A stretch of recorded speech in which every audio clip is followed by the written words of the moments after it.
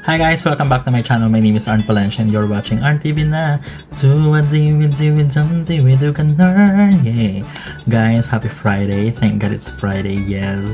Of course, hindi na kayo magugulat dahil ang ating gagawin ay unboxing. Ang ating i-unbox ngayon ay Hachi Pupu. Oo, A Night of Fantasy. So we have two blind boxes here. Huwag na natin patagalin. Simulan na natin para makarami tayo. Charot. Lahat gusto na nating makuha ngayon. Hindi na tayo nag-chase kasi mahirap na. Minsan kung sino pa yung gusto mo siya namang ayaw sa'yo. Kaya naman, uy, ano to? Malaki siyang blind box. Ano kaya ang laman nito? Ay, si Circus. Ay, hindi to si Circus. May tamang pangalan siya. Let's see. Bakit may ganito siya, B?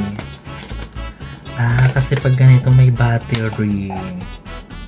Nasaan ang kanyang battery? O, tingnan natin. May hinihila dito. Oh, diba? Ang power niya, ang powerful. Charot. Super Latina. Sana hindi tayo pag inilak ba ito, hindi na siya mamamatay. Let's try. Ay! Ba't wala namang ilaw? Charot. Paano ba? Ito. Ayun! Tignan nyo guys, oh.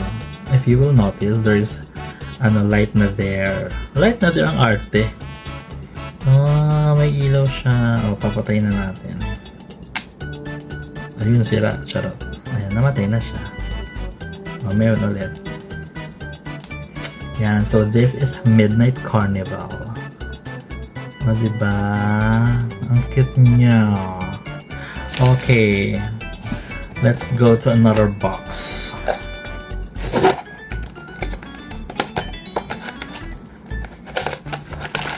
Ang gentle naman ang ating pagbukas. Ano ito? Sana si green paper. Ang tagal na natin inaasam nun. No? Wala pa rin. Ay, this is Blazing Flames. Tama ba ako? Yes, it's Blazing Flames.